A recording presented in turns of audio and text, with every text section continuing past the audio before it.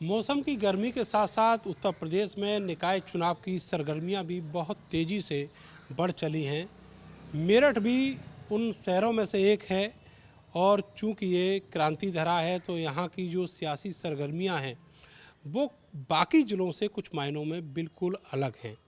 यहाँ की जो सीट है वो ओबीसी महिला के लिए रिज़र्व हुई है और यहाँ मेरठ नगर निगम में मेयर पद के चुनाव के लिए जो आजमाइश है वो सारी पार्टियां कर रही हैं। विमर्श चल रहा है कि यहाँ पार्टियों का प्रत्याशी कौन हो। आम आदमी पार्टी ने अपना कैंडिडेट उतार दिया है, एक महिला हैं ऋचा सिंह, उनको मौका दिया है। बाकी पार्टियां 20 अप्रैल तक जाकर कहीं अपने पत्ते खोलेंगी क्योंकि दूसरे चरण में मेरठ में चुनाव होना है और यहाँ पर जो नामांकन की प्रक्रिया है वो 17 अप्रैल से शुरू होगी।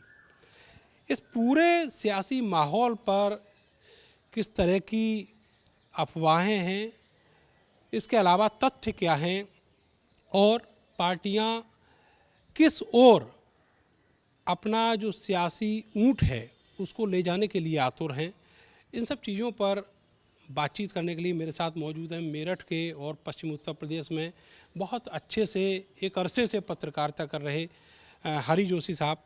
सर, बहुत बहुत स्वागत है आपका भारत समाचार में। आप क्या मान रहे हैं ये चुनाव खास करके बीजेपी के लिए जिसकी डबल इंजन की सरकार है, कितना आसान कितना कठिन?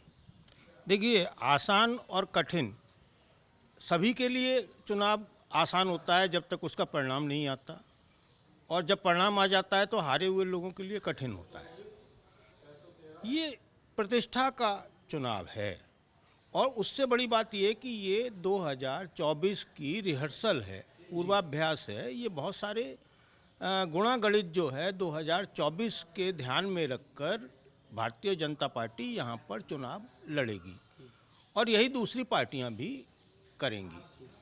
अब पश्चिमी उत्तर प्रदेश की अगर हम बात करें तो अभी उससे पहले मैं योगी जी ने एक बैठक बुलाई थी, उसका जिक्र कर देना प्रासंगिक समझता हूँ। उन्होंने स्पष्ट तौर पर अपने जिला के जो अधिकारी हैं, जनप्रतिनिधि हैं, उन सब से कहा कि भाई किसी भी हालत में किसी पदेन व्यक्ति के रिश्तेदार को टिकट नहीं दिया जाए, उसके संबंधी को टिकट ना दिया जाए।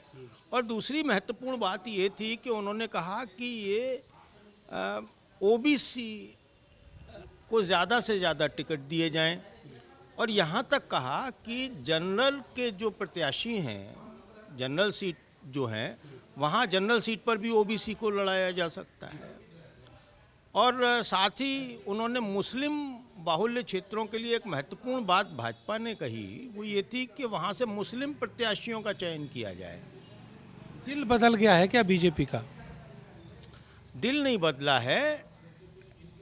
2024 के लिए बहुत सारे नए समीकरण गुथे जा रहे हैं। बहुत दरअसल क्या है कि बीजेपी प्रयोगधर्मी पार्टी है और शुरू से लेकर और आखिर तक वो एक योद्धा की तरह चुनाव लड़ती है, शाम दम दंड भेद की नीति उन अपनाती है।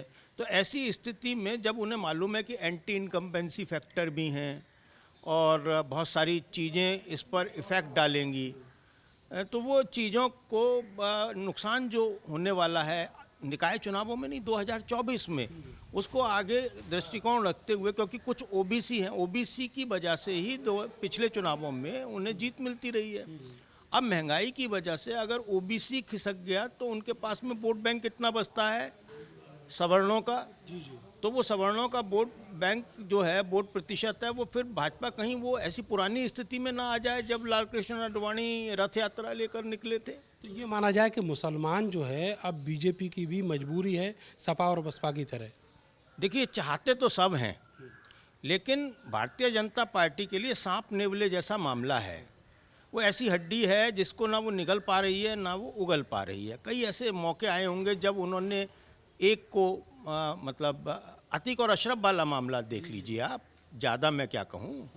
तो अभी पिछले दिनों एक और प्रयोग किया है उन्होंने, उन गोत्रों को जो मुस्लिम राणा लिखते हैं, चौधरी लिखते हैं और त्यागी भी हैं मुस्लिम, तो उन लोगों को, यानी कि जिनके कुछ पीढ़ी पहले कन्वर्टेड जो है है ना, उनको उन्होंने अपनाना शुरू किया है और कहा है कि हमारे तो बाप दादे कुल पुरखे एक ही हैं। और वहाँ पर कुछ नुमाइंदे उन्होंने मेल मिलाप के लिए उतारे हैं और एक टास्क दिया है और ये संघ द्वारा ड्राइव है। सर ये बताइए कि ये जो प्रयोग है, ये प्रयोग क्या मेरठ में भी कामयाब होगा बीजेपी का? क्योंकि यहाँ पे तो 4.5-5 लाख के करीब ऐसे मुसलमान हैं जो ये तय करेंगे कि शहर का मेयर कौन होगा। नहीं, मुस्लिमों की बड़ी भूमिका इस चुनाव में है, निसंदेह है। इसलिए पिछली बार भारतीय जनता पार्टी यहाँ पर मुंह की खा के गई थी। मुँह की खा के गई थी, तो वो बात बिल्कुल सही है। लेकिन अकेला मुस्लिम यहाँ पर कुछ नहीं कर सकता और ये बात भारतीय जनता पार्टी अच्छी तरह समझ गई है कि आप हिंदुओं को एक बाड़े में बांधकर उनसे मनमर्जी से कुछ नहीं करा सकते। उनमें भी कहीं ना कहीं कुछ ना कुछ लोग छिटकेंगे, सारे उनको नहीं मिलेंगे और कभी भी नहीं मिले हैं। वो हर चुनाव में परिस्थितियाँ बदलती हैं। हर चुनावों में परिस्थितियां बदलती हैं। तो अभी क्या है कि जो दलित मतदाता है मेरठ की सीट पर, एक वो भी महत्वपूर्ण फैक्टर है, बहुत स्ट्रांग है। बहुत स्ट्रांग फैक्टर है। अच्छा, दूसरा उनका ये मानना है कि हमने जो सवर्ण मतदाता हैं उनको राम मंदिर दे दिया, अब वो राम भजें। इस बात को लेकर, मतलब ये बात मुझे भारतीय जनता पार्टी के एक पदाधिकारी ने कही, बोले हम तो बस राम भजेंगे, मंदिर मंदिर मंदिर, मतलब हाथ जोड़ेंगे, राम मिल गए हमें हमारे, बाकी और क्या चाहिए। बोले बाकी तुम एक कोने में बैठ जाओ। यानी अंदर खाने कसक है उनको कि भाई हमने पार्टी को इतने सालों में लेके आए और अब हमको राम भजने के लिए कहा जा रहा है। हाँ, इतने सालों से सींचा और अब हमको मतलब नेपथ्य में डाला जा रहा है। अब पिछड़ों में अब ये ओबीसी की सीट हो गई है, तो ओबीसी में भी यहाँ एक बड़ा मनोरंजक या दिलचस्प बात है कि यहाँ गुर्जर मतदाता बहुत हैं, जाट हैं पिछड़ों में, सैनी और कश्यप कम हैं, मुजफ्फरनगर में ज़्यादा हैं, है ना, लेकिन वो भी हैं, कम हैं।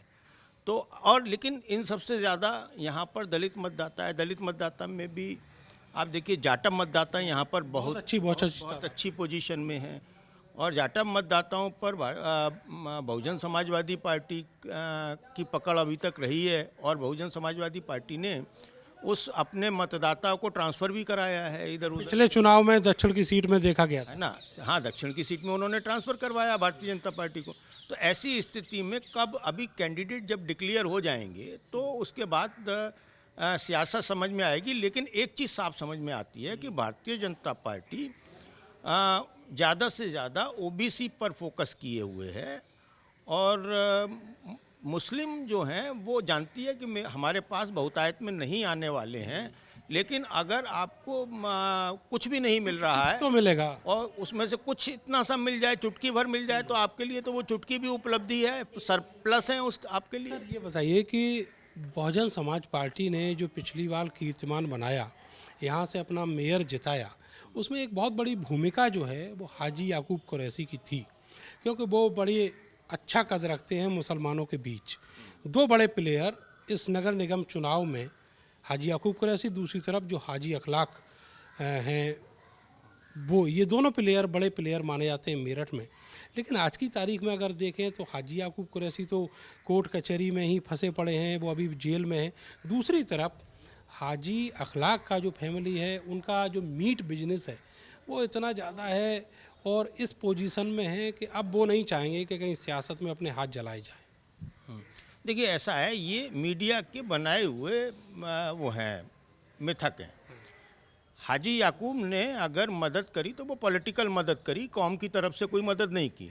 हाजी याकूब कुरैशी समुदाय से आते हैं और यहाँ पर मुस्लिमों में अगर आप जातिवार वो करेंगे, गणना करेंगे तो अंसारी सबसे ज़्यादा हैं शायद। बुनकर बहुत है, 4.5 लाख। 4.5 लाख के करीब बुनकर हैं, अंसारी हैं। फिर कुरैशियों के साथ में फिर गद्दी हैं, है ना। कुरैशी और गद्दी बिल्कुल आमने सामने अपोजिट माने जाते हैं। अपोजिट माने जाते हैं। इन सबसे अलग, तीनों से अलग सैफ़ी हैं, है ना। सैफ़ियों की संख्या भी यहाँ बहुत ज़्यादा है। आप सॉफ्ट माने जाते हैं। हाँ, सॉफ्ट माने जाते हैं और संख्या बहुत ज़्यादा है। इसके अलावा फिर यहाँ पर शिया समुदाय के भी लोग बहुत हैं। तो ये अगर आप इसमें जाएंगे तो आप को समझना थोड़ा मुश्किल होगा। मुझे समझना मुश्किल होता है, आपको होगा नहीं होगा मैं नहीं कह सकता। लेकिन एक बात तय है, आखिर में आकर वो कुरैशी, गद्दी, अंसारी, जुलाहे, धोबी, ये है ना, सैफ़ी, ये सारे के सारे आखिर में आकर एक जगह पर मुस्लिम हैं। और मुस्लिमों से अगर मैं आज की तारीख में बात करता हूँ, आप भी करते होंगे, पिछले लोकसभा चुनाव के बाद, पिछले विधानसभा चुनाव के बाद हमने बात की, हमारे जानने वाले मित्रगण हैं, हमने उनसे पूछा किसे वोट दिया, बोले मोदी जी को।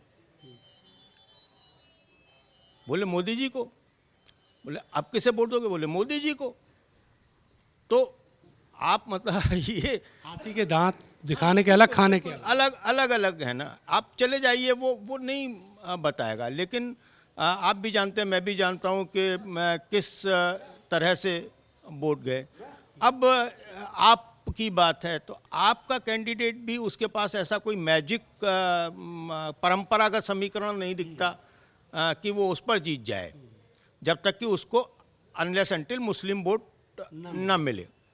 और अभी दिल्ली वाला माहौल आने में बहुत लंबा समय लगेगा। इधर दिल्ली वाला माहौल आने में समय लगेगा, और दिल्ली में भी मुस्लिम वोटों की और बिहारी वोटों की, बिहार प्रांत के वोटों की बड़ी निर्णायक भूमिका है उनकी जीत में।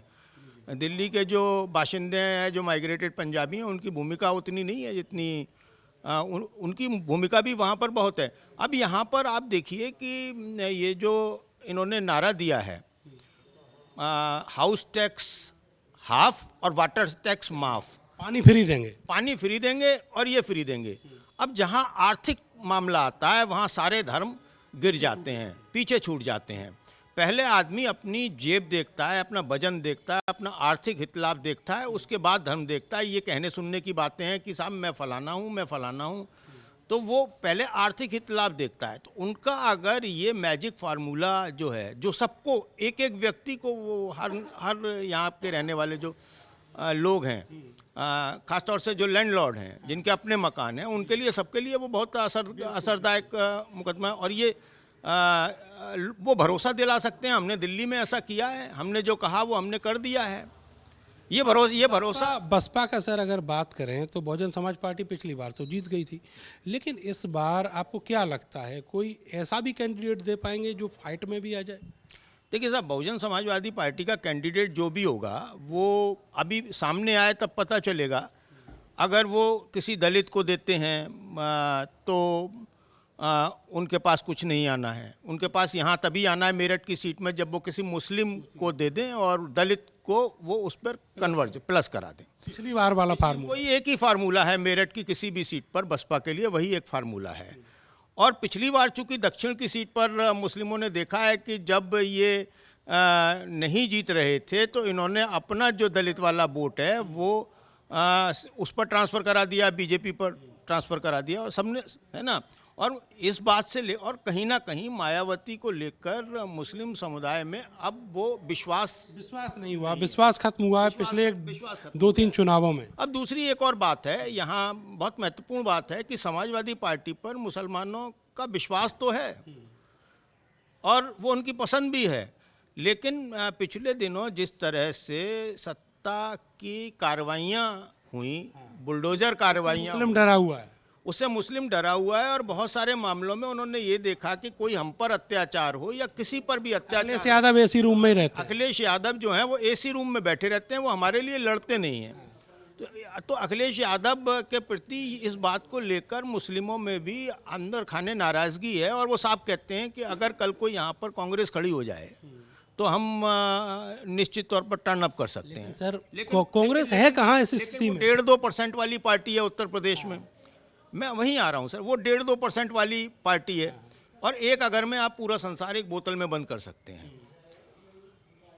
ऐसी स्थिति में आप जो है वो कुछ संभावनाएं जगा सकती है, लेकिन उनके साथ भी वही है कि केजरीवाल वही कृत्य करते हुए नज़र आते हैं मुस्लिमों को भी जो भारतीय जनता पार्टी करती हुई नज़र आती हैं। वो भारतीय जनता पार्टी की बी टीम नज़र आते हैं। वो बजरंगबली मंदिर में जाकर हनुमान चालीसा का पाठ करते हैं। वो कहते हैं नोटों पर अगर लक्ष्मी का चित्र प्रकाश दिया जाए अच्छा है तो भारत का जो आर्थिक ग्राफ है बहुत ऊपर चला जाएगा, तो और ये जो डेफिसिट हैं ये सब खत्म हो जाएंगे।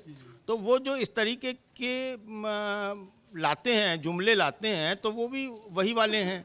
तो ये सब चीज़ें हैं। आपको क्या लगता है ये जो 4.5-5 लाख मुसलमान वोटर है मेरठ का, ये किस ओर जाने वाला है? नहीं नहीं, ये तो देखिए लास्ट मोमेंट तक आप नहीं कह सकते कि किस ओर जाने वाला है, क्योंकि कभी कभी एक रात पहले भी मेरठ का चुनाव बदला है। अवतार सिंह भड़ाना कांग्रेस के प्रत्याशी थे, बाहरी थे, यहाँ के रहने वाले भी नहीं थे। वो फरीदाबाद से चुनाव लड़ने आए और एक रात में उन्होंने इलेक्शन बदल दिया और सारा मुस्लिम उनको पड़ा, जीत कर चले गए पीछे मुड़ कर। वो बहुत पुरानी बात सर है। पुरानी नहीं, कुछ नहीं होती। देखिए हमेशा जनता जो है, जनता के मूड के बारे में आप नहीं कह सकते। आप मुसलमानों की बात कर रहे हैं, मैं मुसलमानों को छोड़ भी दीजिए, आप मतलब उसको थोड़ी देर के लिए एक्सक्लूड कर दीजिए। आप सवर्णों की बात कर लीजिए, आप अवर्णों की बात कर लीजिए, आप पिछड़ों की बात कर लीजिए। ये जनता है, जनता किस बात पर कब और कैसे रिएक्ट करेगी वो आपको बाहर अगर नज़र आता तो हमें अगर नज़र आता या किसी भी मीडिया को एसी के बंद कमरों में बैठकर बहसों में नज़र आता तो फिर सारे चुनाव की बात तो बाकी की हो गई, लेकिन समाजवादी पार्टी से जो 2 कैंडिडेट हैं जो अभी तक चर्चाओं में हैं, उनमें एक अतुल प्रधान की वाइफ हैं और दूसरा रफ़ीक अंसारी है, उनकी पत्नी। इनकी चर्चा ज़्यादा चल रही है। तो आपको क्या लगता है कि अगर बीजेपी कोई मजबूत कैंडिडेट लेके आती है तो मुख्य विपक्षी दल होने के नाते समाजवादी पार्टी में कौन ठीक से लोहा ले पाएगा? नहीं, देखिए अगर अखिलेश की ये पसंद है तो अखिलेश सबसे बड़ी गलती कर रहे हैं। और उन्हें अगर जरा राजनीतिक, अगर मैं उनकी जगह होता, मैं ये नहीं कहता उनको राजनीतिक सूझबूझ है या नहीं है, मैं उनकी जगह होता तो मेरठ की सीट जो है जैन चौधरी के खाते में डाल देता और यहाँ से ओबीसी कैंडिडेट है और मैं जाट प्रत्याशी देता और मैं बाहर से खड़ा होकर समर्थन करता। जिसका समाजवादी पार्टी अकेले हार जाएगी क्या? सर जीत जाएगी, हार जाएगी, मैं इसकी बात ही नहीं कर रहा हूँ। मैं तो ये कह रहा हूँ कि कोई संभावनाएं जो हैं बहुत ब्राइट संभावनाएं नहीं है। अब कौन हारेगा कौन जीतेगा ये बात अलग है। के लिए वो आरएलडी के खाते में डाल दी जाए, वो जीत सकते हैं सर, वो क्योंकि ऐसा है कि यहाँ पर जो जाट है उसके साथ में प्लस अतुल प्रधान का थोड़ा बहुत गुजर वोट भी आएगा अगर अतुल प्रधान इतने प्रभावशाली नेता हैं। मेरठ में सिवाल खास की एक सीट जो आरएलडी के खाते में गई, लेकिन वो लड़ी किसने? जो पूर्व प्रत्याशी, पूर्व विधायक थे, समाजवादी पार्टी के नेता गुलाम मोहम्मद, उन्होंने तो कहाँ पे इतना ज़्यादा स्कोप दिख रहा है आरएलडी? मैं क्या कह रहा हूँ, मैंने ये नहीं कहा, मैंने ये कहा है कि अगर उनकी जगह मैं होता तो मेरी राजनीतिक समझ ये काम करती। उनकी राजनीतिक समझ पर मैं कोई टिप्पणी नहीं करना चाहता और जयंत की राजनीतिक समझ पर भी मैं कोई टिप्पणी नहीं करना चाहता और ना ही किसी और नेता की राजनीतिक समझ पर टिप्पणी करने का मुझे अधिकार है और ना ही मैं कोई उनका सलाहकार हूं कि मैं कहूं कि फलाने को खड़ा कर दो और दिमागे को खड़ा कर दो, है ना। मैं तो एक संभावना बता रहा हूं कि इस सीट पर बेटर ऑप्शन है, क्योंकि इस सीट पर मुस्लिम कैंडिडेट देना 24 के लिए उस पार्टी के लिए लाभदायक नहीं होगा, नंबर 1। नंबर 2 ये है कि गुजर प्रत्याशी देना भी समझ की बात नहीं है, क्योंकि उन्होंने एक विधायक दे रखा है अतुल प्रधान, है ना। और पिछली बार विधानसभा चुनावों में ये बात सब लोग जानते हैं कि जयंत का जो वोटर था वो उसका कन्वर्जन रेट सपा के वोटर्स के कन्वर्जन रेट से ज़्यादा रहा है हमेशा और ईमानदारी के साथ रहा है। अच्छा सर, बीजेपी में क्या संभावनाएं आपको दिखती हैं? किस तरह का प्रत्याशी होगा? भाई वो तो राजा लोग हैं, शहंशाह हैं, उनका वो तो किसी को भी लगा देंगे। तो उनके पीछे संगठन है, पन्ना प्रमुख तक है उनकी पार्टी में। सर एक र्यूमर है, हालांकि ये अभी केवल हवा में ही है, मैं र्यूमर कह रहा हूँ कि यहाँ पर बाकी जितनी भी दौड़ में लोग हैं उनसे बचने के लिए और वो प्रेशर जो है वो कहीं ना कहीं किनारे करने के लिए, क्योंकि यहाँ से पिछली बार कांता करदम जैसी जो प्रत्याशी थी वो भी हार गई थी। किसी सेलिब्रिटी चेहरे को यहाँ पर पैरासूट के जरिए उतारा जा सकता है? नहीं, मुझे इसकी संभावना नहीं लगती। और आप वो क्यों कहते हैं, मधु गुर्जर यहाँ से जीती थी ना, मधु गुर्जर यहाँ की मेयर रही और अच्छा कार्यकाल था। मधु गुर्जर का कार्यकाल कोई खराब कार्यकाल था, वो बात अलग है कि आप तो पिछले जो 5 साल पहले जो यहाँ मेयर रहे थे हरिकांत एलूवालिया, वो भी मांग रहे हैं। नहीं, सब एलूवालिया से ज़्यादा ज़मीन तो मैं सुशील गुर्जर और मधु गुर्जर की समझता हूँ। बाकी पार्टी का टिकट जो है वो संघ डिसाइड करेगा, संघ ने क्या सोच रखा है। मैं कोई संघ तो हूँ नहीं ना, वो किसको डिसाइड करेंगे किसको नहीं। लेकिन हाँ, वो फाइट उन्हीं से होनी है, जो भी लड़ेगा उसकी जो लड़ाई, वो चाहे लड़ाई में दूसरे नंबर का प्रत्याशी चाहे 10 मील दूर रहता है या उनसे 4 कदम आगे रहता है, मेरे शब्दों पर गौर कीजिएगा, वो 10 मील दूर रहता है या उनसे 4 कदम आगे रहता है, वो लड़ाई जो होनी है, मुख्य लड़ाई है, वो भारतीय जनता पार्टी के कैंडिडेट के साथ ही होनी है। ये बात बहुत बहुत शुक्रिया आपका। तो जो मुख्य लड़ाई है मेरठ में मेयर पद की चुनाव के लिए, वो बीजेपी से होगी। और ये देखने वाली बात होगी कि 20 अप्रैल के आसपास जो बाकी विपक्षी दल हैं, चाहे वो बसपा हो या सपा हो, वो किस तरीके का कैंडिडेट मैदान में लेकर आती है, और वही कैंडिडेट जो है वो इस लड़ाई की जो पूरी भूमिका है और जो सियासत है, समीकरण है, ये सारी चीज़ें तय करेंगे। मिलते हैं अगले बार किसी और नए मुद्दे के साथ, इस चुनाव से जुड़े हुए मुद्दे के साथ। तब तक के लिए मुझे और मेरे कैमरा सहयोगी सानू को दीजिए इजाज़त। नमस्कार।